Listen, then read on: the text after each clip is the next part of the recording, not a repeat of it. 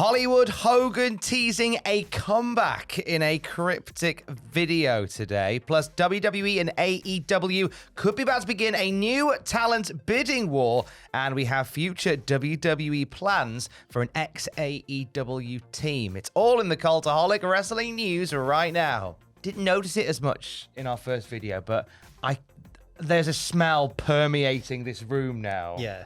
Like, downstairs, exactly right beneath us, Adam Pacitti is now 2 days into Hell in a Smell 6.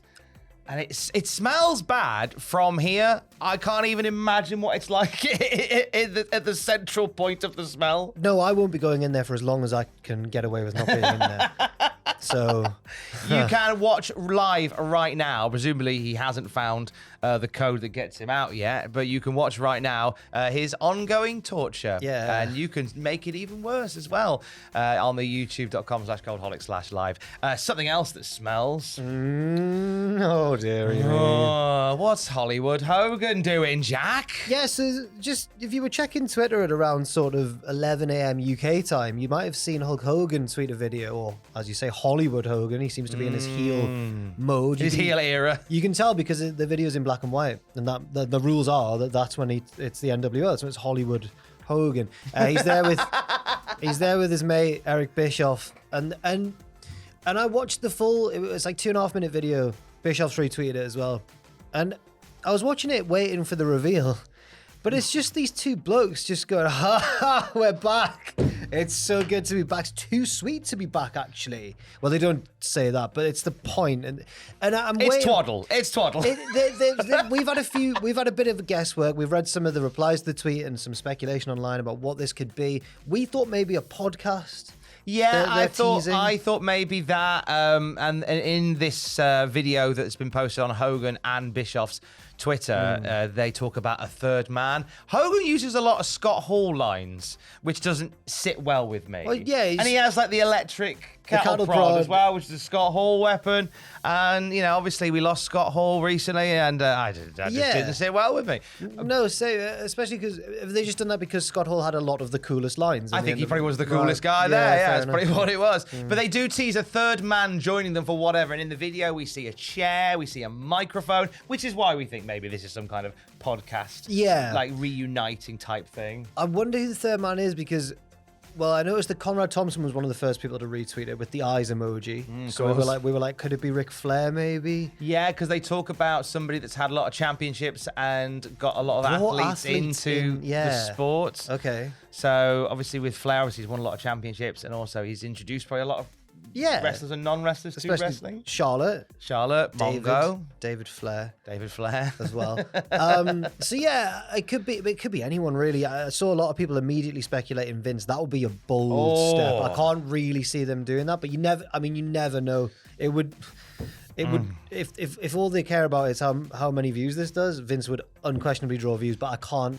That would be a big shock if it was Vince. This is something I think's been in the works for a while because back in January when Hogan made that now infamous appearance on the premiere of Netflix and got booed to high heck, there was talk and reports that he was looking to bring back Hollywood Hogan as a way of leaning into that negative feedback for an undisclosed project or an unconfirmed project, and I feel like this is what this is. This is them leaning into some of the hate that Hogan's had and just going, well, I'll be a bad guy again, brother. Yeah, it feels like it, doesn't it? Watch the video for yourself if you want to. If you, I mean, you could well have a better guess than us because they don't give a lot away in this first video. I'm sure there'll be more news down the line though. We'll wait and see what it is. They really, really will give something away. Hopefully. Yeah, but it's classic NWO style in the sense that it's all shot in black and white.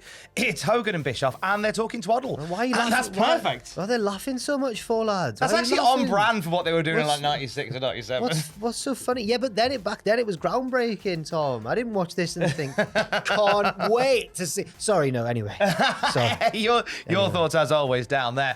Meanwhile, in 2025, WWE and AEW potentially starting a bidding war for some Stardom talent. Yeah, there's been a lot of shake-up in Stardom recently. This all kind of centered around the All-Star Grand Queendom event, which was this past Sunday. A lot of great matches, apparently. I'm going to need to check it out because apparently it was a very good show. But the fallout of it has led to rumors or maybe educated guesses that quite a lot of major stars will be on their way. The first person to mention is Thekla, who lost to Sayaka Kurara. I think I've got that pronunciation right there.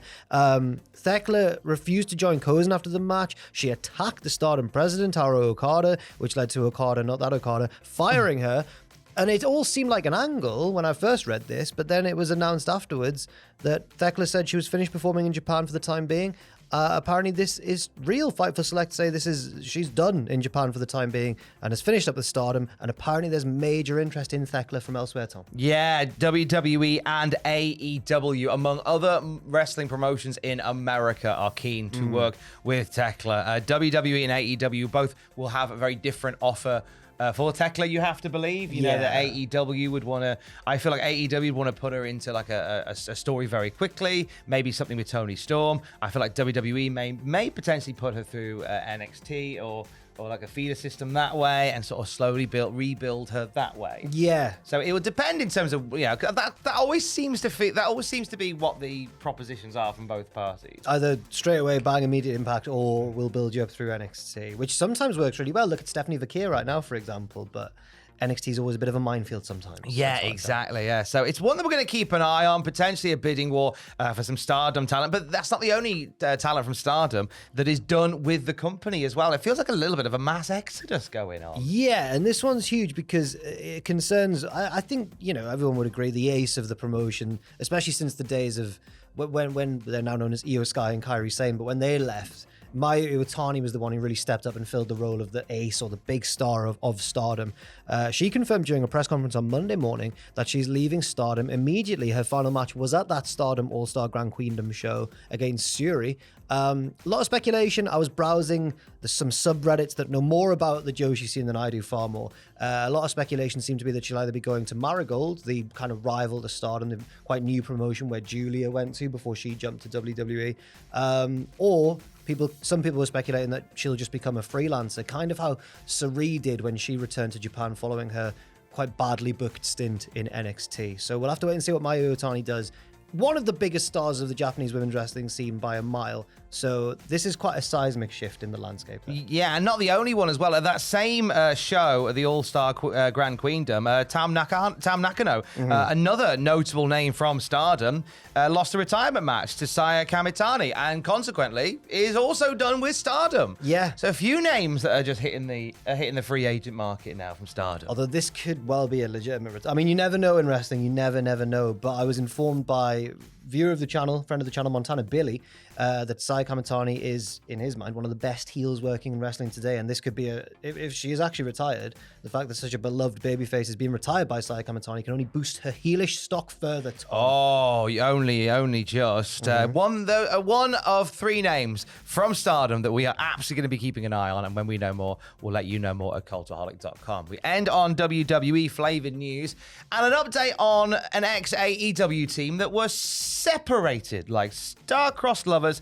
hopefully to eventually find each other on a respective brand. What do we know about the Lucha Brothers, Penta and Phoenix? Well, Fightful Sean Ross Sapp has reported the following, saying they will absolutely be together at some point in the future. When I asked someone associated with the creative, they thought they were both capable of holding their own separately, generating buzz on their own, and then they can create a big moment down the line when they come back together as the Lucha Bros. I think I agree. My faith in that took a little bit of a knock after WrestleMania when Rey Fenix was put in that match with El Grande Americano and lost as a late substitute to Rey Mysterio. But assuming he gets revenge in a big way for that quite big loss, then he'll regain his momentum and then can, Penta down the line, I feel like Rey was going to lose that match anyway. Oh, yeah, 100%. So I think that they just supplanted Rey with Phoenix. I'm just surprised that they chose Phoenix for that role because, he's a new star on the scene. I thought they'd want to protect him a little bit more.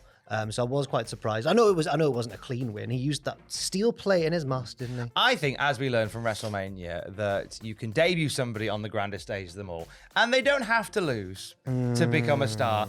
And it wasn't a squash, to shut up. Oh, they don't have to win to be a star. They don't have to win to be a star. That's the one I meant. Yeah. I got a bang on the head yesterday, and I'm struggling a bit. That's quite understandable. That's okay. That was off Joe Henry. He was fuming that Tom messed up his line there. He went, take that! No, he's. Let me get one thing straight, Tom Campbell. He's my close personal friend. He'd never do such a thing. No, the No. Concrete did that at Wrestle Carnival. You can watch the clip of it online. It's hilarious. I have had full concussion protocol check, and I am absolutely fine. Good. No issues at all, Susan. Good. I'm in great Okay. frame of mind. But do check out the clip, and we ran it as an article on Cultaholic.com Yeah. today as well. Check out that egg on my head earlier. It's better now, but it was bad at the train station. Oh, God.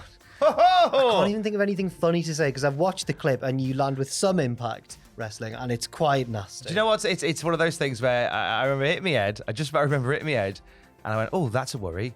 And as I sat back down and went, "Oh, I'm okay," I just went, "Can't wait to talk about this tomorrow." But look, more importantly, whilst my hell was short-lived, somebody else's hell is ongoing. Hell in a Smell 6 continues right now live on the Cultaholic YouTube channel. Adam Pacitti has been through nearly 3 days of torment, thanks to you.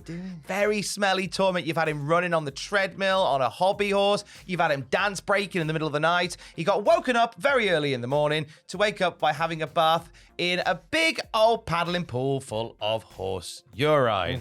And that's all thanks to you. I like doing my What Happened At videos after pay-per-views. None of these predictions contests anymore. If this is what they do now, these kids, these youngsters, Adam Pacitti and Andrew Hodgins, and what are they playing at? Oh, they're having a lovely time down there. I used to do stuff like, you've got to have a little hit off a kendo stick. Wow, it hurts. And it did hurt, but that pain was short-lived. You wouldn't do this one then? Well, I wouldn't even engage in a predictions contest with this as the punishment, but Adam did, and that's why he's there now. It's there live. And if you're a Patreon, there's night cam, so you can watch him through the night as well. He is there until either he figures out the code for the padlock or he says you love it 1 million times. Million's quite a big number. Yeah, he of could be times. there a while. And as I say, if this room smells like a tenth of what it smells like downstairs, and I genuinely feel very sad for him. It's not nice. I may weep. I may weep now. I'm weeping a little bit as well. Me too. Just a little bit. For the latest wrestling news at any time, you can check out cultaholic.com. You made that route, not me. Stay safe and love you. Bye.